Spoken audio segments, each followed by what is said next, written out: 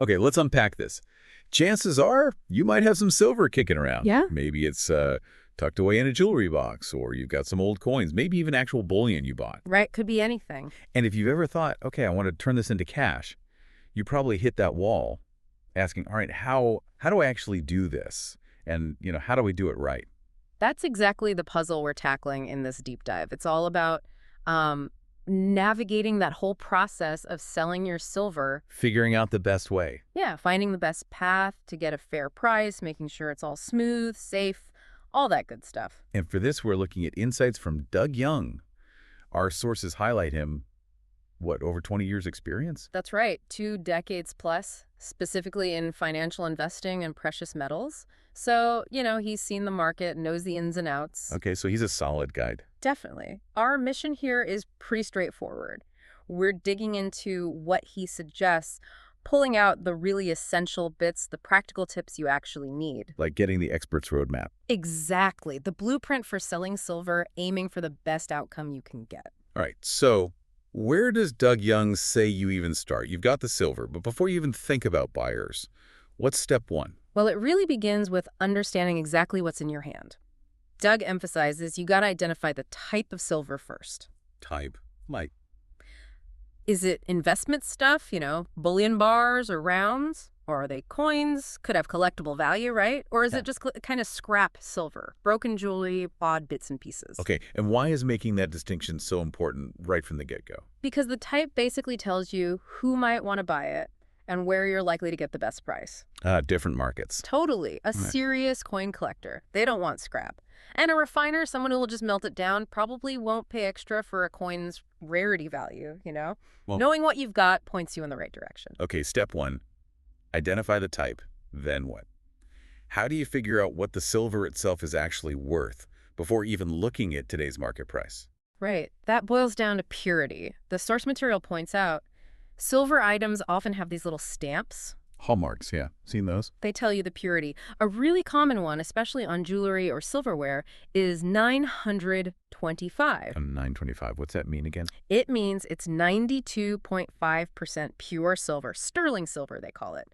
The rest is usually copper, just to make it tougher. Okay.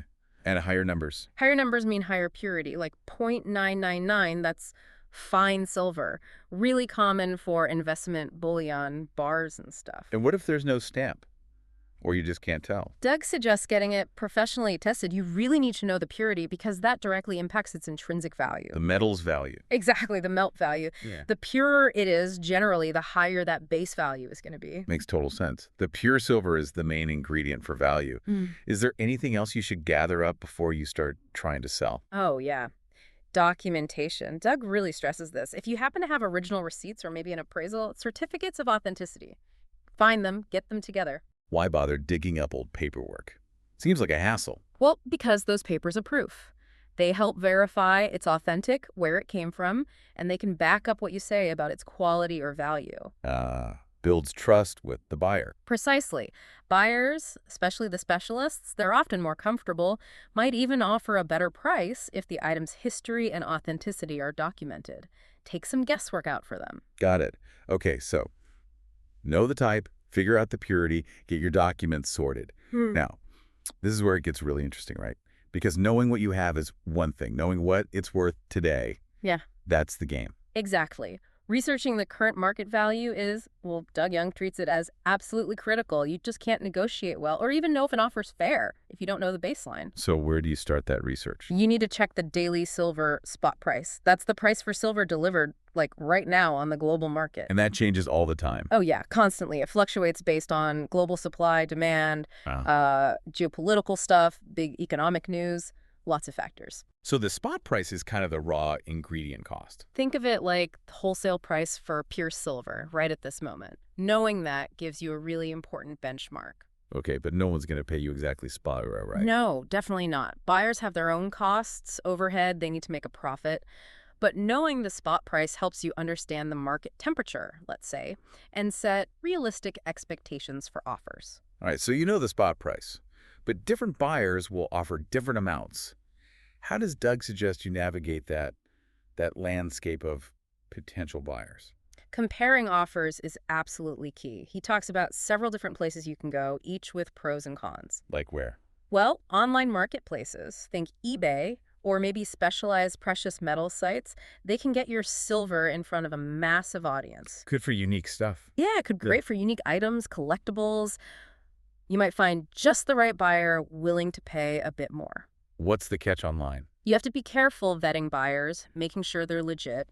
Plus, there are usually platform fees, commissions. And Doug mentions presentation. Big time, especially online.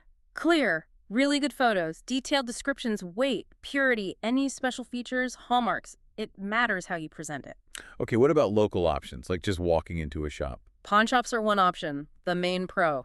Quick cash. If you need money, like yesterday, they're fast. Like a downside. The big con is they usually pay way less than market value. They need a big margin because they might resell it, might melt it down. They're often just looking at the basic melt value. What about jewelry stores? If you have silver jewelry. Yeah, jewelry dealers can be a better option than a pawn shop for actual jewelry.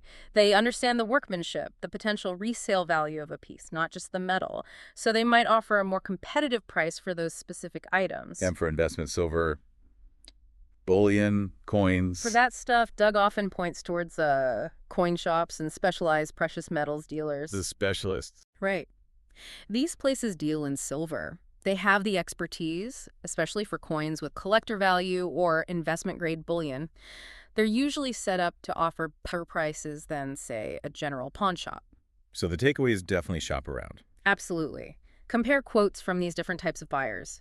It's a theme that comes up again and again in his advice. Okay, you've done the research, know the spot price, got a few offers maybe.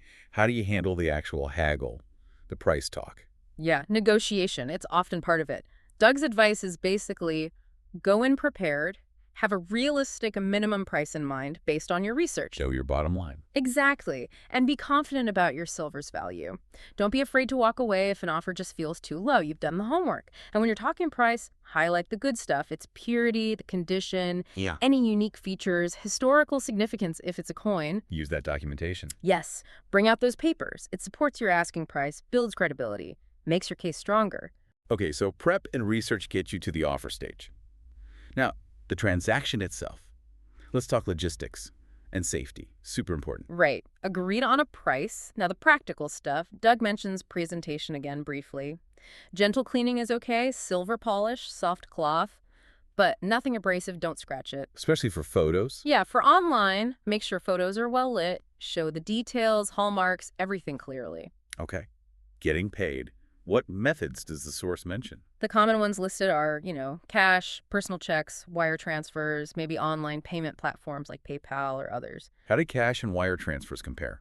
Pros and cons. Well, cash is immediate, right? Money in hand, done deal, simple. But as the material notes, carrying or getting big wads of cash, it's risky. Security risk. Big time. You need to be super careful about where you meet. Wire transfers, though, much more secure, especially for larger sums. There's a clear record. Downside to wires. Takes time. Could be a few days for it to clear, and there might be bank fees involved. So the main thing is cash is fast, but electronic methods often win on security and having a paper trail, especially for significant amounts. Security really does seem like the top concern when you're dealing with something valuable and portable like silver. What are the key safety tips from Doug Young? Oh, this is heavily stressed. If you're meeting a buyer face-to-face, never alone, never somewhere secluded, always pick a safe, public place. Like a bank lobby. Even a bank lobby, yeah. Good idea. And bring someone with you, a friend, family member, just for backup and safety. Selling online. Stick to well-known platforms with built-in protections for buyers and sellers. Verify who the buyer is, and crucially, make absolutely sure the payment is real and has cleared before you ship or hand over the silver. Don't get scammed. Exactly. And for really big transactions, Doug suggests looking into an escrow service. Escrow. Can you quickly explain that? Sure. It's like a neutral middleman. The buyer sends the money to the escrow company. Escrow tells you, yep, got the funds, they're secure. Then you send the silver to the buyer. Okay. Once the buyer confirms they got the silver and it's what they expected, the escrow service releases the money to you. It adds a safety layer, protects both sides from things like fake payments or disputes about delivery. Makes sense, especially if it's a lot of money involved. Yeah.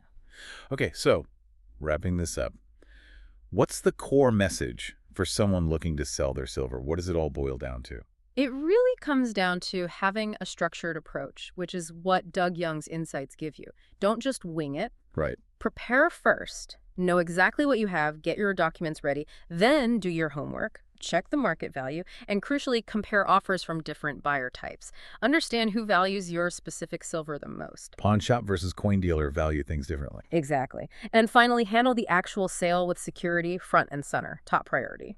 So this deep dive basically gives you that framework, takes away some of the uncertainty, and lets you approach selling with more confidence using that expert perspective. That's the goal, empowering you with the right info at each stage.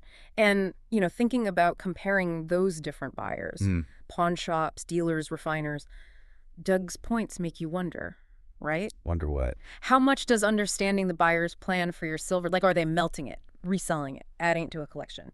How might knowing that help you negotiate even better? It's another layer to think about when you're making that sale.